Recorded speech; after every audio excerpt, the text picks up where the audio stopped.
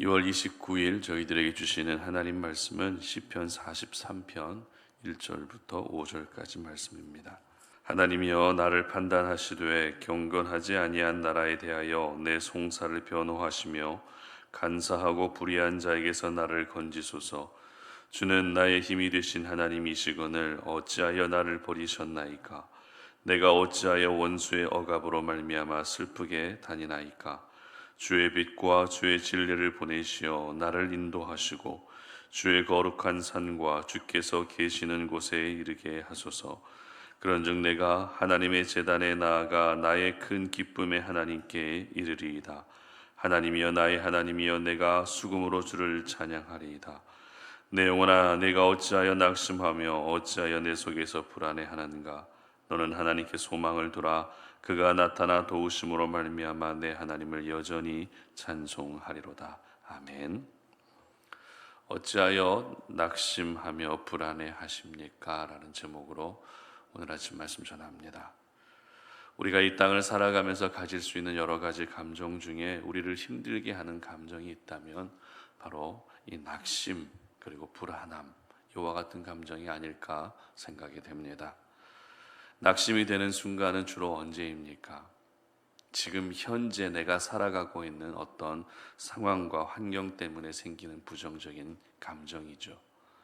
또 불안함은 인간의 능력으로 알 수 없는, 우리 힘으로 아무것도 할 수 없는 이 미래에 대한 확실치 않음으로 인해서 생기는 부정적인 감정입니다.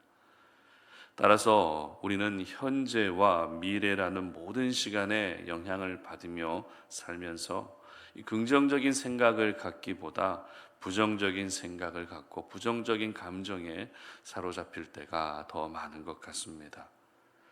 오늘 시편 43편은 어제 살펴봤던 시편 42편과 하나의 연결된 시로 보는 견해가 지배적입니다. 왜냐하면 43편에는 일단 표제가 나오지 않기 때문입니다. 어제 시편 42편의 표제가 어떤 표제였죠? 고라 자손의 마스길이라고 하는 표제였습니다. 그리고 바로 43편이 이어지고 있기 때문에 시편 42편과 43편은 하나의 시다 이렇게 보고 있다는 것입니다. 그리고 두 시를 하나의 시로 보는 이유는 형식이나 구성이 일치하기 때문입니다. 그 중에서 5절 말씀 보시기 바랍니다. 내 영혼아 네가 어찌하여 낙심하며 어찌하여 내 속에서 불안해하는가.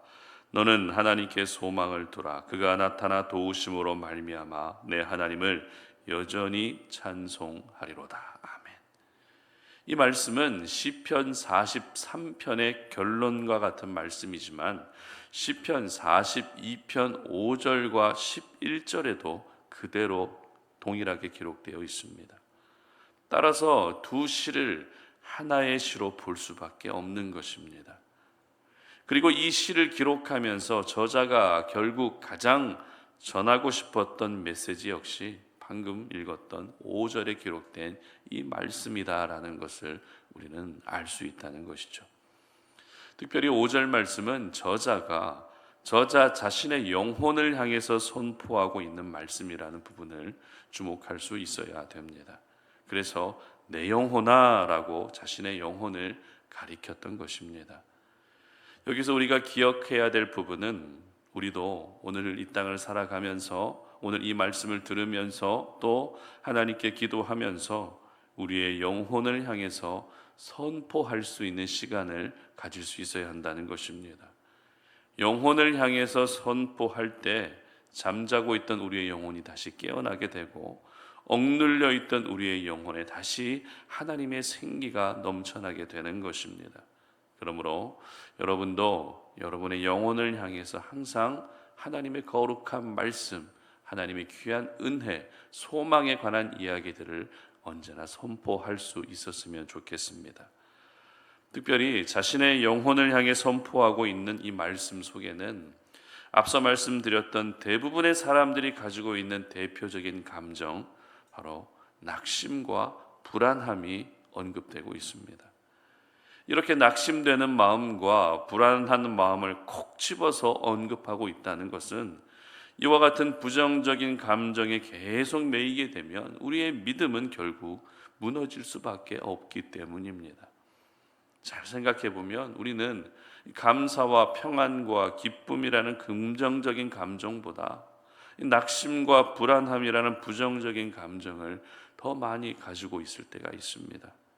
눈을 뜨고 하루를 시작하는 그 첫 출발부터 불안해지고 낙심이 몰려오는 순간들이 바로 우리의 삶일 때가 참 많다는 것입니다.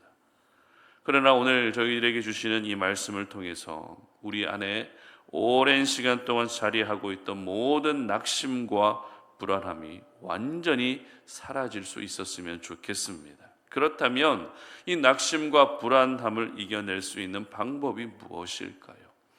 낙심과 불안함이 엄습해 올 때 우리는 어떻게 해야 될까요? 4절 말씀 보시기 바랍니다. 그런즉 내가 하나님의 제단에 나아가 나의 큰 기쁨의 하나님께 이르리이다. 하나님이여 나의 하나님이여 내가 수금으로 주를 찬양하리이다. 아멘. 저자는 낙심과 불안함이 몰려올 때 다른 무엇보다도 하나님의 제단 앞으로 나아가겠다라고 이렇게 고백합니다. 성경에서 제단은 하나님께 제사를 드릴 때 제물을 올려놓는 곳을 말합니다. 그러니까 제단 앞으로 나아가겠다라는 것은 하나님을 예배하는 자리로 나아가겠다 이런 의미도 되지만 영원한 희생 제물이 되신 우리 예수님께 더 가까이 나아가겠다 이런 의미가 되는 것입니다. 에베소서 5장 2절 말씀을 제가 읽어드립니다. 그리스도께서 너희를 사랑하신 것 같이 너희도 사랑 가운데서 행하라. 그는 우리를 위하여 자신을 버리사 향기로운 제물과 희생 제물로 하나님께 드리셨느니라. 아멘. 바로 우리 예수님께서 향기로운 제물이 되시고 희생 제물이 되셔서 하나님께 드리신 바 되었다라고 성경은 기록하고 있습니다. 따라서 제단 앞으로 나아갈 때의 우리의 마음가짐, 제단 앞으로 나아갈 때의 우리의 자세는 오직 예수 그리스도만을 향하고 바라보며 나아가야 하는 것입니다. 예수님 당시 사회는 빈부격차가 굉장히 심했습니다. 오늘날 양극화 현상이 곳곳에서 나타나고 있는 것처럼 예수님 당시의 사회도 양극화 현상이 정말 심했는데요. 이로 인해서 가난하고 소외된 사람들은 이 사회의 구조적 문제로 인해서 소망을 가지며 살기보다 낙심 가운데 살 때가 더 많았습니다. 소망 없는 삶이 계속해서 반복되다 보니 급기야 불안함만 더 커질 수밖에 없었습니다. 그런 절망 가운데 있을 때, 그런 낙심과 불안함 가운데 있을 때 예수님이 사람의 몸으로 이 땅 가운데 오신 것입니다. 그리고 하나님의 나라를 전파하시고 병든 자를 고치시며 귀신을 내쫓는 놀라운 사역을 행하셨던 것입니다. 이것을 지켜보았던 소외계층의 사람들은 드디어 우리에게도 새로운 세상이 열렸다라고 생각하게 된 것이죠. 그리고 더 나아가서 오랜 시간 동안 낙심하고 또 불안하게 살아왔던 삶 가운데 드디어 소망이라고 하는 작은 불씨를 가지게 된 것입니다. 예수님이 행하시는 기적이 비록 나에게 나타난 기적은 아닐지라도 그것을 지켜보는 것만으로도 나도 기적의 주인공이 될 수 있다는 소망, 나도 하나님의 특별한 은혜를 경험할 수 있고 그 은혜를 경험하고 싶다라고 하는 간절함들이 생겨나기 시작했던 것입니다. 그렇다면 지금까지 그들에게 정형화되어 버렸고 굳어버렸던 유다 백성들의 모든 생각의 틀과 구조를 깨뜨려 주신 분이 누구십니까? 바로 예수님이라는 것입니다. 그렇습니다. 예수 그리스도로 말미암아 낙심이 사라지고 예수 그리스도로 말미암아 불안함이 사라지는 그 은혜가 임할 수 있었던 것입니다. 그러므로 저희들 역시 낙심이 생기고 또 불안함이 생길 때 하나님의 제단을 향해 나아갈 수 있어야 하는 것입니다. 영원한 희생 제물이 되신 우리 예수님께 더 가까이 나아가야 하는 것입니다. 그러면 예수님께 나아가야 한다라는 것은 구체적으로 무엇을 의미할까요? 히브리서 3장 1절 말씀을 보게 되면 이렇게 기록합니다. 제가 읽어드립니다. 그러므로 함께 하늘의 부르심을 받은 거룩한 형제들아, 우리가 믿는 도리의 사도이시며 대제사장이신 예수를 깊이 생각하라. 아멘. 대제사장이 되신 예수님을 깊이 생각하라라고 히브리서 기자는 말씀하고 있습니다. 그렇습니다. 예수님께 나아가는 첫 시작은 예수님을 깊이 생각하는 것입니다. 예수님을 깊이 생각하는 그 순간이 예수님께 가까이 나아가는 첫 걸음이 되는 것입니다. 그러므로 오늘 하루를 살아가시면서 여러분 모두가 우리 예수님을 더 많이 생각하시고 더 깊이 생각할 수 있었으면 좋겠습니다. 그런데 안타까운 것은 예수님을 생각하는 것이 생각보다 잘 되지 않는다는 것이죠. 왜냐하면 우리의 하루의 삶이 너무 분주하고 바쁘고 신경 쓸 일이 많기 때문입니다. 이와 같은 복잡한 세상 속에 살면서 예수님을 매 순간 생각한다는 것은 말처럼 쉬운 일이 아닙니다. 그래서 필요한 것이 무엇입니까?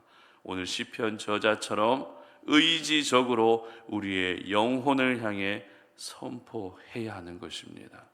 세상을 향해 있던 내 생각들, 죄악을 향해 있던 내 생각, 부정적인 생각에 사로잡혀 있던 모든 부분들을 의식하며 내 영혼을 향해 선포할 때 내가 바로 예수의 생각으로 가득 채워지게 되는 것입니다.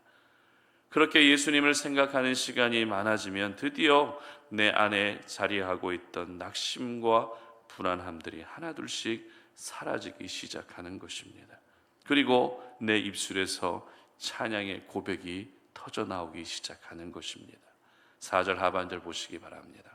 하나님이여, 나의 하나님이여, 내가 수금으로 주를 찬양하리이다. 아멘. 그리고 5절 하반절입니다. 그가 나타나 도우심으로 말미암아 내 하나님을 여전히 찬송하리이다. 아멘. 그렇습니다. 내 안에 낙심과 불안함이 없다는 가장 확실한 증거는 찬양이 내 입술에서 나오고 있느냐 없느냐로 확인할 수 있습니다.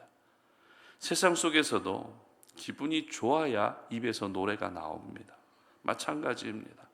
내 안에 낙심과 불안함이 가득 차 있으면 찬양이 나오는 것이 어렵습니다. 그러나 낙심과 불안함이 사라지면 절로 찬양이 나올 수밖에 없는 것입니다. 그러므로 우리 송탄 올인의 모든 가족들은 오늘 이 말씀을 기억하셔서 낙심과 불안함을 예수 그리스도를 깊이 생각하심으로 떨쳐버리시고 여러분의 입술에서 찬양의 소리가 끊이지 않는 그런 하루가 되시기를 주님의 이름으로 축복합니다. 기도합니다. 살아계신 하나님, 오늘도 우리가 주의 말씀을 통해서 우리에게 주셨던 하나님의 은혜와 말씀을 다시 한번 새겨봅니다.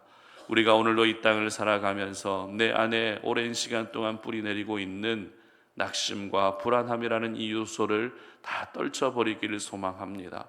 낙심과 불안함에 사로잡히게 되면 결국 우리의 믿음이 흔들릴 수밖에 없고 하나님과 멀어질 수밖에 없는데 왜 그렇게 우리는 낙심 가운데 살아가고 있고 불안함 가운데 살아가고 있는지 모르겠습니다.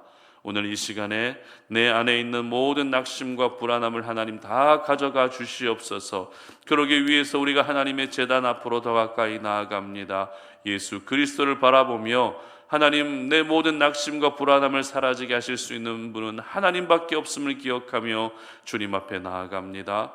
예수를 더 깊이 생각할 수 있는 하루가 되게 하시고 우리의 생각이 예수로 가득 채워지게 하여 주시어서 내 입술에서 찬양의 소리가 끊이지 않는, 그래서 모든 낙심과 불안함이 사라질 수 있는 은혜의 하루가 되게 하여 주시옵소서. 감사드리며 예수님의 이름으로 기도드립니다. 아멘.